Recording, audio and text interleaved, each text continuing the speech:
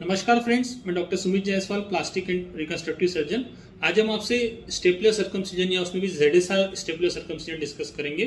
ये सर्कमसिजन करने की उन केसेस में मोस्टली जरूरत पड़ती है जिसमें फाइमोसिस होता है। फाइमोसिस मतलब जो पेनिस के डिस्टल पार्ट में फोर स्किन होती है वो रिट्रैक्ट नहीं हो पाती, पीछे नहीं जा पाती।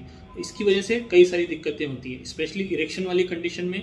अगर स्किन प्रॉपर्ली नहीं जाती तो पेनफुल इरेक्शन हो सकता है, उस जगह पर रिकरेंट इन्फेक्शन होता है, बदबू आती है और कई बार वहाँ पर ब्लीडिंग भी होती है यदि उसको हम लोग पेनफुली पीछे की तरफ खींचने की कोशिश करते हैं तो।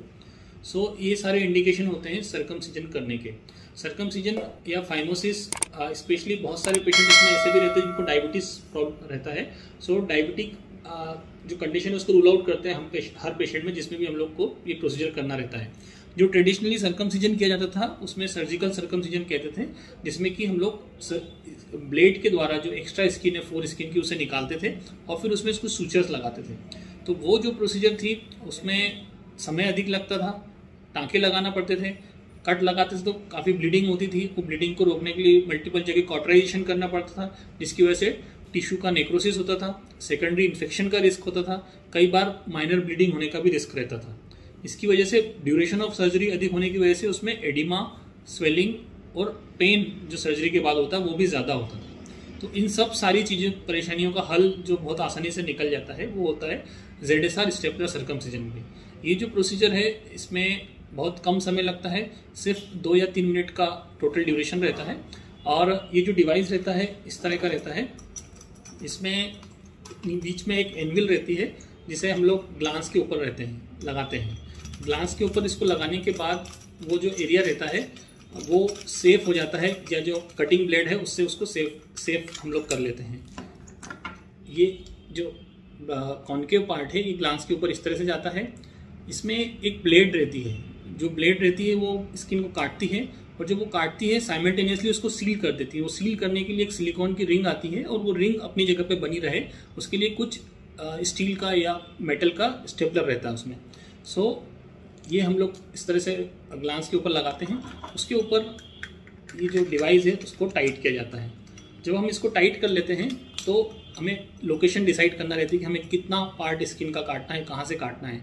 स्टेपलर सर्कमसिजन का एक फ़ायदा ये भी होता है कि यदि हमें पार्शियल सर्कमसिजन करना है तो इसमें हम लोग बेहतर तरीके से कर पाते हैं।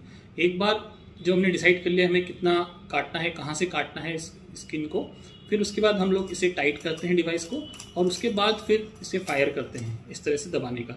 जब हम इसे फायर करते हैं तो यहाँ से एक सिलिकॉन रिंग रहती है जो स्किन जहाँ कट लगती है वहाँ पर चली जाती है।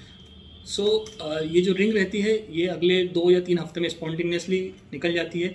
इस प्रोसीजर में कोई ब्लीडिंग नहीं होती है, लगभग 2 या 3 ml से ज़्यादा कोई ब्लड लॉस नहीं होता है। आफ्टर केयर बहुत ज़्यादा ज़रूरत नहीं पड़ती, इसमें हम लोग ड्रेसिंग लगाते हैं जो कि आप कुछ घंटे के बाद हटा सकते हैं।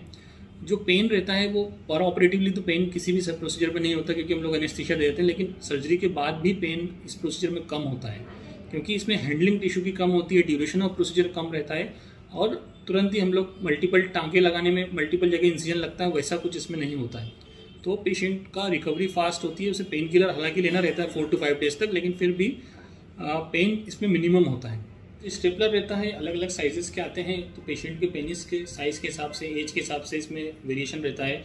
मोस्ट कॉमनली जो एडल्ट में हम लोग यूज़ करते हैं 26, 30 या 34, डिपेंड करता है पेनिस का विड्थ कितना है। तो हम लोग सबसे पहले इस जो एक स्ट्रिप आती है इसमें पेनिस के अंदर इसको डाल के हम लोग जिस होल में ये प्रॉपरली चले जाए उसके हिसाब से हम लोग स्टेपलर को चॉइस करते हैं। इसके सर्जरी किस तरह से की जाती है इसके काफ़ी सारे वीडियोस आप हमारे दूसरे जो वीडियोस है उसमें देख सकते हैं इसी चैनल पे। अगर कॉस्ट की बात करें तो इसका जो कॉस्ट रहता है इसमें स्टेपलर का कॉस्ट मिला के लगभग 18,000 से लेकर 22,000 की रेंज में रहता है। काफ़ी सारे हम लोग अलग सिटीज़ में करते हैं तो वेरी करता है थोड़ा सिटी के हिसाब से कॉस्ट। और इसके अलावा मेडिसिन रहती है वो 4 to 5 डेज तक खाना रहती है। जो ड्रेसिंग रहती है अभी बताया हमने कि वो 1 डे तक मैक्सिमम लगा के रखना रहती है। आप अगले दिन से लगभग सारे काम कर सकते हैं, घर पे बैठने की या आराम करने का बिल्कुल ज़रूरत नहीं रहती है। ये जो डिवाइस रहता है सिंगल टाइम यूज़ डिवाइस रहता है, डिस्पोजेबल डिवाइस रहता है। इस वजह से जो कॉस्ट है इसमें डिवाइस का कॉस्ट इंक्लूड करके हमने बताया है। यदि आपका कुछ और क्यूरी है तो हमें इस नंबर पर व्हाट्सएप कर सकते हैं या कॉल कर सकते हैं, तो we will happy to reply you.